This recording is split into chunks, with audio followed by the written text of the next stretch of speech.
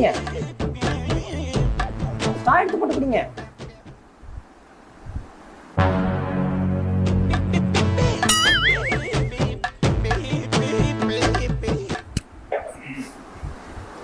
மாமா நான் கிளம்புறேன் மாமா. எக்ஸ்கியூஸ் மீ மாமா.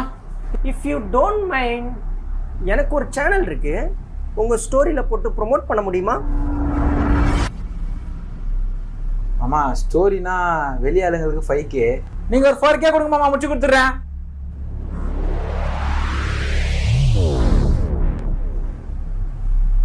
++ செலக்டட்.